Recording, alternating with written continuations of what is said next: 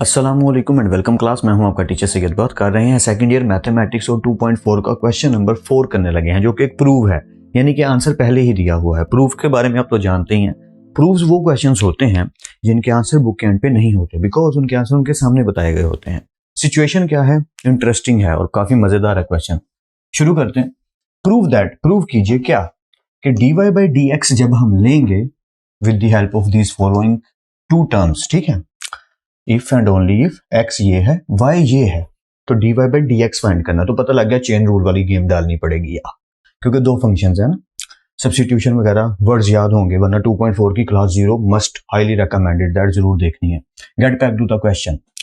dy by dx find कीजिए जब वो आ जाए, इसका आंसर आ जाए, इसलिए मैंने पहले कर दिया। समझाने में आसानी होगी, समझने में भी आसानी होगी, प्रैक्टिस करोगे तो बेटर हो जाएगा।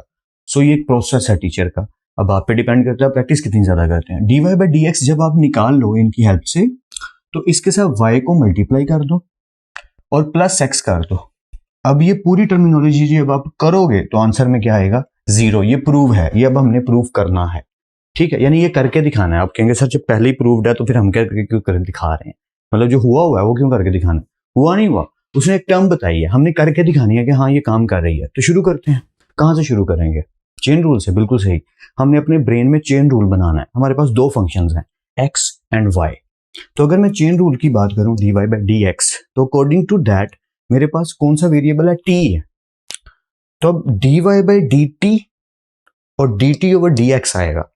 वो तो अब काफी दफा डिस्कस हो चुका है कि ये कैसे आ रहा है, तो इसको अभी स्किप कर जाते हैं, जस्ट मूव करते हैं सोल्यूशन की तरफ। तो मुझे dy by dt निकालना है, तो y में से dy differentiate with respect to t कर दूंगा। ठीक वैसे ही मुझे dt over dx चाहिए, लेकिन मेरे पास x है, तो मैं डिफरेंशिएट x को विद रिस्पेक्ट टू t करूंगा, तो आएगा dx over dt, जिसे मैं एंड पे आगे क्या करूंगा, पलटा दूंगा, पिछले क्वेश्चंस की तरह। आपने भी उन्हीं को फॉलो करना है। तो शुरू करते हैं। x को टेक किया, differentiate with respect to t। Simple, थोड़ी सी स्पीड से करेंगे क्योंकि बहुत ईजी है और ये सारे काम आपको अब आते हैं, तो मैं बता सकता हूँ स्पीड में, क्यों, क्योंकि समझ आएगा ना, डोंट वरी। ओके, पर पिछली क्लासेस देखना बहुत जरूरी है, सारी क्लासेस सीक्वेंस में। या सो जब हमने लिखा differentiate with respect to t, तो लिखने का अंदाज dx over dt, d over dt, और इसके ऊपर अप्लाई कर दी डिफरेंशिएशन। कोशेंट लगेगा जी, बाय कोशेंट रूल, नीचे वाले का स्क्वायर, नीचे वाला वैसे ही, ऊपर वाले का डेरिवेटिव, माइनस, ज्यादा छोटा है माइनस, या माइनस ऊपर वाला वैसे ही, नीचे वाले का डेरिवेटिव, दैट्स इट। बस अब सिंप्लीफाई करना है। नीचे वाला तो जी एज इट इज रहेगा, तो सिर्फ ऊपर बात करते हैं। 1 plus T square as it is, 1 minus T square, इसका डेरिवेटिव क्या आएगा, माइनस 1 का तो डेरिवेटिव हो गया 0 माइनस, और टी स्क्वायर का डेरिवेटिव आएगा 2t। ये मैं ना करके दिखा देता हूँ क्योंकि बार बार इस पर डिस्कशन होती रहनी है कि सर ये टी स्क्वायर को आप 2t क्यों कर देते हैं। यार जब हम इसका डेरिवेटिव लेंगे गाइस, तो पावर पहले फंक्शन पावर में से कम और बगैर पावर के फंक्शन का डेरिवेटिव। इसका मतलब ये हुआ पावर पहले, फंक्शन पावर में से कम और बगैर पावर के फंक्शन का डेरिवेटिव। तो ये 2 एज इट इज, 2 में से 1 गई पावर तो 1, dt over dt क्या आ गया 1, तो फाइनल आंसर क्या आया 2t। तो ये हर दफा ये चीज आती रहनी है, इसलिए मैं एक ही दफा इसको सॉल्व करके आपके लिए कर देता हूँ। Alright, so 1 becomes 0 minus as it is, और t स्क्वायर का डेरिवेटिव आ गया 2t। तो ये जो पूरी चीज थी, इसकी पूरी चीज की जगह पे आ गया माइनस 2t। थोड़ा सा स्पीड में आई नो, लेकिन आई होप सो के समझ आ रही है। ये जो माइनस भाई साहब है, ये as it is 1 minus T square as it is, और यहाँ पे फिर वही हुआ क्योंकि 1 का डेरिवेटिव 0 प्लस और टी स्क्वायर का डेरिवेटिव 2t, तो इसकी जगह आ गया 2t। या क्लियर है ना। या कंटिन्यू करते हैं। बहुत सिंपल सिंपल से स्टेप्स हैं, पिछले क्वेश्चंस किए हैं तो बहुत जल्दी समझ आएगी। नीचे वाली जो वैल्यू है ना वो वैसे ही है, इसलिए उसको मैं क्वेश्चन को बता नहीं रहा। ऊपर की बात करते हैं। माइनस 2t बन रहा, minus 2t plus minus minus 2t और 2t का स्क्वायर, ये बन गया 2t क्यूब। तो यहाँ पे तो गलती आ गई है ना, तो ठीक कर लेते हैं, नो प्रॉब्लम। इसलिए मैं नोट करने के लिए एंड पे कहता हूँ कि एंड पे नोट करना, क्योंकि समटाइम टीचर भी गलती कर जाते हैं। So let's continue. Okay, minus 2t बन रहा, minus 2t plus minus minus 2t और 2t स्क्वायर, 2t और t स्क्वायर क्या बन गया माइनस 2t क्यूब। ये तो क्लियर होगा कि ये माइनस 2t अंदर मल्टीप्लाई हो गया। अब आगे चलते हैं। माइनस माइनस 2t बन रहा, 2t minus minus plus 2t और 2t का स्क्वायर, सॉरी 2t और t का स्क्वायर बन गए 2t cube. I hope so ये क्लियर है, किसी किस्म की कोई कंफ्यूजन नहीं है आपको। मैं कंटिन्यू करने के लिए रिपीट कर देता हूँ। ये माइनस 2t अंदर मल्टीप्लाई हो गया, तो दोनों के साथ क्या आएगा, माइनस 2t बन रहा 2t, और 2t t स्क्वायर से मल्टीप्लाई होकर 2t का क्यूब, माइनस इसके साथ तो आएगा, तो -1 2t बन रहा 2t, और माइनस माइनस प्लस 2t और t स्केयर बन गए 2t क्यूब। तो क्या देखा कि -2t cube plus 2t cube cut गए, या ये कटौती होनी थी, तो मैंने स्केयर डाला था वो गलती थी, तो वो ठीक कर लीजिएगा। इसलिए नोट हमेशा एंड पे करना है, पहले अच्छे से समझना। कंटिन्यू करते हैं। -2t और -2t बिकम्स -4t और 1 + t स्केयर का स्केयर।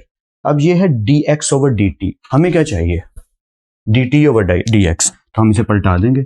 हम dt ऊपर ले जाएंगे और dx नीचे, तो पलटाने के लिए क्या करना होगा, 1 + t स्केयर का स्केयर ऊपर चला जाएगा और -4t नीचे आ जाएगा, that's it.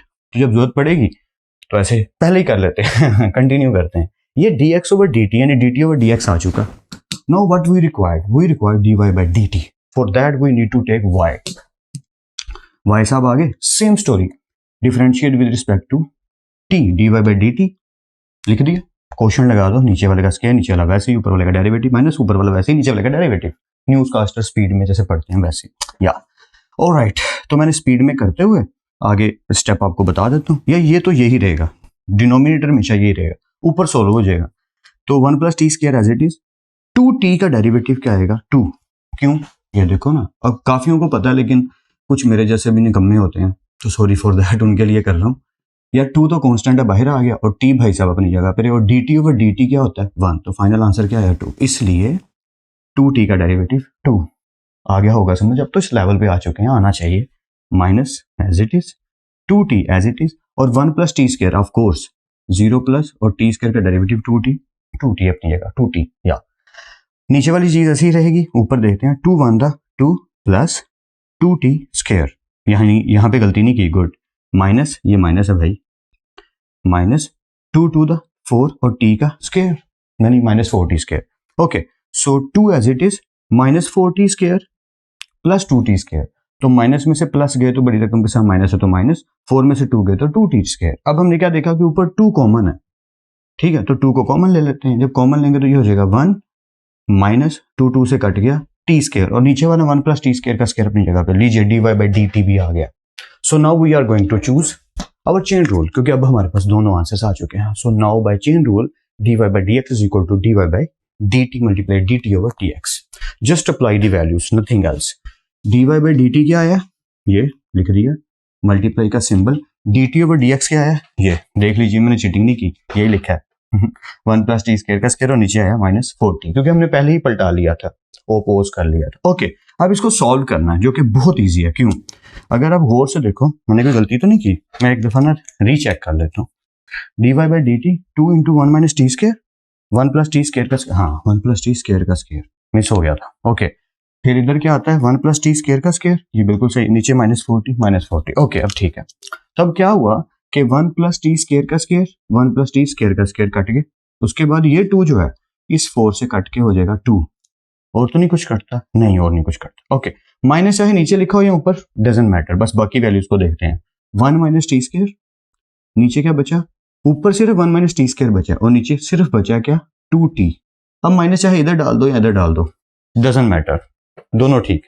I hope so ये क्लियर है। अब dy/dx आ चुका, ये जो रिक्वायरमेंट थी, ये जो चीज थी, ये हमने फाइंड कर लिया, या dy/dx आ चुका। तो अब करना क्या है, now taking equation according to condition. ये मैंने खुद से लाइन छोड़ी, आप भी छोड़ सकते हो, पेपर में मार्कर से प्यारी प्यारी लाइनें इंग्लिश में लिख सकते हो, प्रैक्टिस कर करके ना बन जाती है लाइन्स। तो now taking equation according to condition, मैं इक्वेशन को ऐसे टेक कर रहा हूँ जैसे मुझे कंडीशन बताई गई है। वो क्या बताई गई है कि भैया जी जो dy/dx आया ना आपका, यही आया ना, देखो यही है, मैं चीटिंग तो नहीं कर रहा, नहीं यही है, पर मैंने ये देखो ना माइनस कहाँ गायब कर दिया, सोचने वाली बात है। तो मैं एक एक स्टेप बताऊंगा, ठीक से समझना इसको, ठीक है, कि ये इक्वेशन है। अगर मैं इसका माइनस इधर ही बता देता हूँ, क्योंकि मैं बात सोच रहा हूँ कि बाद में बताऊँ, चलो इधर ही बता देता हूँ। अगर मैं इसको सॉल्व करूंगा, इसको जरा इधर देखिएगा प्लीज, 1 मिनट के लिए आपका सर खाने लगूँ तो फोकस से सुनिएगा। ये लिखा है -1 - t स्केयर ओवर 2t। अगर मैं -1 को अंदर मल्टीप्लाई कर दूं, यानी कि माइनस को, तो -1 माइनस माइनस प्लस, ये क्या हो जाएगा t स्केयर ओवर 2। इसका मतलब यह हुआ कि t स्केयर पॉजिटिव हो गया और -1 इधर आ गया, तो पहले पॉजिटिव वाली वैल्यू यानी कि t स्केयर, थोड़ा सा साफ कर लेते हैं, t स्केयर -1 ओवर 2t, ये कुछ ऐसा बन जाएगा ना, t स्केयर -1/2t, यानी कि माइनस अंदर मल्टीप्लाई हो गया, बस ये बात बताना चाह रहा हूँ। -1 इज प्लस, तो ये लिखा कैसे जाएगा, ये लिखा जाएगा t² -1/2t।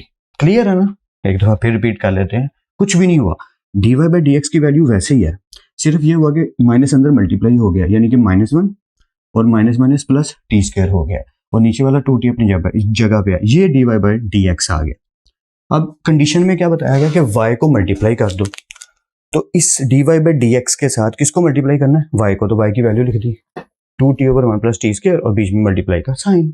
यही कहा गया ना कि y को मल्टीप्लाई कर दो किससे, dy/dx से। फिर प्लस का सिंबल, प्लस में क्या करो, x प्लस कर दो, तो प्लस कर देते हैं, प्लस x की वैल्यू पुट कर दो, 1 - t² और 1 + t²। आई होप सो कि क्लियर है। क्या किया, dy/dx फाइंड किया, उसके साथ y को मल्टीप्लाई कर दिया और प्लस x कर दिया। आई होप सो कि 100% क्लियर है। ठीक है, अब सिर्फ सिंप्लीफाई करना है और कुछ भी नहीं, स्टेप वाइज करते जाना। देखिएगा ये 2t भाई साहब इस 2t से कट गए, तो क्या बचा, इस पूरी इक्वेशन में से क्या बचा, इस पूरी इक्वेशन में से ये बचा, यानी t² 1 ऊपर से और 1 + t² नीचे से। ये जो प्लस है, ये वाला प्लस, ये यहाँ आ गया, और 1 - t² और 1 + t² एज इट इज यहाँ आ गया।